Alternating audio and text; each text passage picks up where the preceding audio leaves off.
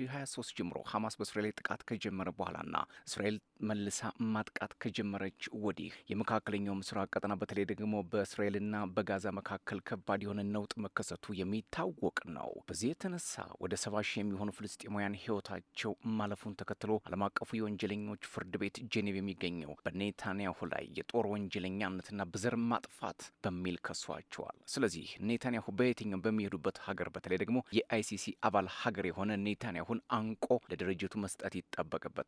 ነገር ግን እስካሁን ማንም የደፈረ ሀገር የለም። አሁን ላይ የኒውዮርኩ ከንቲባ ማምዳኒ ወደ እኔ ከመጡ አንገታቸውን አንቄ ለዓለም አቀፉ የወንጀለኞች ፍርድ ቤት አስረክባቸዋለሁ እያሉ ነው። ኔታንያሁ ግን ከቶም ማንም እጄን አይነካውም ሲሉ ተደምጠዋል። ከትራምፕ ጋር በነጩ ቤተ መንግስት ይገናኛሉ። እናስ ማምዳኒ እንደፎከሩት ኔታንያሁን አሳልፎ ይሰጧቸዋል የሚለው የዓለማችን ትልቁ አነጋጋሪ አጀንዳ ሆኗል። የእስራኤሉ ጠቅላይ ሚኒስትር ቤንያሚን ኔታንያሁ የኒውዮርክ ከንቲባ በቁጥጥር ስር ሊያውሏቸው ቢዝቱም በመንግስታቱ ድርጅት ጉባኤ ላይ ለመታደም ከቶም እንደማይቀሩ ማቀዳቸውን ይፋ አድርገዋል። የኒውዮርክ ከንቲባ የሆኑት ዞህራን ማምዳኒ ባለፈው ሳምንት ዓለም አቀፉ የወንጀለኞች ፍርድ ቤት ያወጣውን የእስር ማዘዣ ለማስፈጸም ተናግረው የነበረ ቢሆንም በኋላ ላይ የህግ ድጋፍ እንደሌላቸው በመግለጽ አስተያየታቸውን ሰጥተዋል። የእስራኤሉ ጠቅላይ ሚኒስትር ለፎክስ ኒውስ እንደተናገሩት ማምዳኒ ቀደም ሲሉ በሰጡት አስተያየት ስጋት እንደማይገባቸው ተናግረው ከንቲባው ጥላቻን ያነሳሳሉ ሲሉ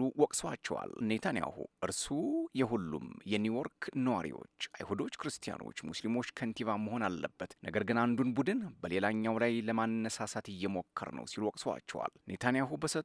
ኔታንያሁ ሐሙስ ዕለት በኒውዮርክ የተፈጸመውን 2 የስለት ጥቃት ጠቅሰዋል። በዚህ ጥቃት አንድ ተጠርጣሪ፣ አንድ አይሁዳዊና አንድ ሲያዊ ወግቷል። ፖሊሶች ተጠርጣሪው በስለት ጥቃት ሲያደርስ አላሁ አክብር እያለ ይጮህ ነበር። ከዚህ በኋላ ኔታንያሁ በሰጡት ቃለ ምልልስ በኒውዮርክ የሚኖሩ አይሁዶች ፈርተዋል ሲሉ ተደምጠዋል። እናስ አሁን ኔታንያሁ በኒውዮርክ በሚሰበሰቡበት ጊዜ ምን ሊገጥማቸው ይችላል የሚለውን ወደፊት አብረን እንመለከተዋለን። ወደ ሌሎቹ አጫጭር ጉዳዮች አልፋለሁ። አዲሱ የዩናይትድ ኪንግደም ጠቅላይ ሚኒስትር አንዲ በርንሃም ለዩክሬን የሚያደርጉትን ድጋፍ እንደሚቀጥሉ መናገራቸው በለንደንና በሞስኮ መካከል ውጥረት ጋርጧል። ጠቅላይ ሚኒስትሩ ከፕሬዚዳንት ቮሎዲሚር ዜሌንስኪ ጋር ውይይት አድርገዋል። ጠቅላይ ሚኒስትሩ ከፕሬዚዳንት ቮሎዲሚር ዜሌንስኪ ጋር ይወያያሉ። ከውይይቱ አስቀድሞ እንደተናገሩት ለዩክሬን የሚደረገው ድጋፍ እንደሚቀጥል ነው ይፋ ያደረጉት።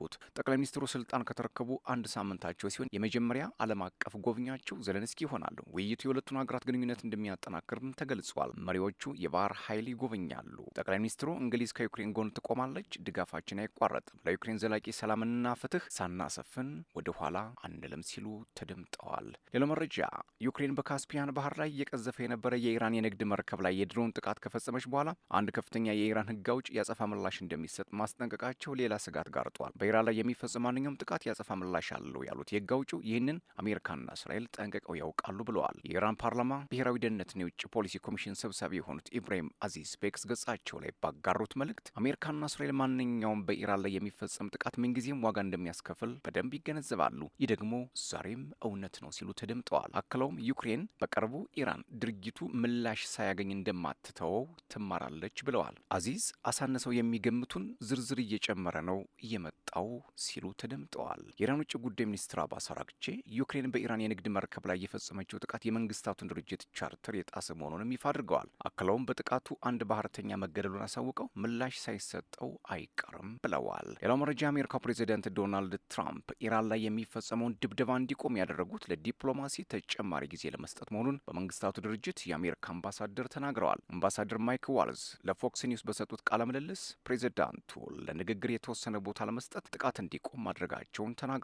የኢራን ጦር ቃል አቀባይ ቴህራን በቀጠናው ላይ የምትፈጽመውን ያጸፋ ጥቃቶች ማቆሟንም ይፋ አድርገዋል። በአሜሪካና ኢራን መካከል በሰኔ ወር የተደረገው የተኩስ አቁም ከፈረሰ በኋላ የአሜሪካ ጦር ለ2 ተከታታይ ሳምንቶች በየዕለቱ ኢራን ላይ ድብደባ ሲፈጽም ቆይተዋል። ቴህራን በምላሹ በጎረቤት ሀገራት የሚገኙ የአሜሪካ ጦር ሰፈሮች ላይ ሚሳይሎችን ስታስወነጭፍ ቆይታለች።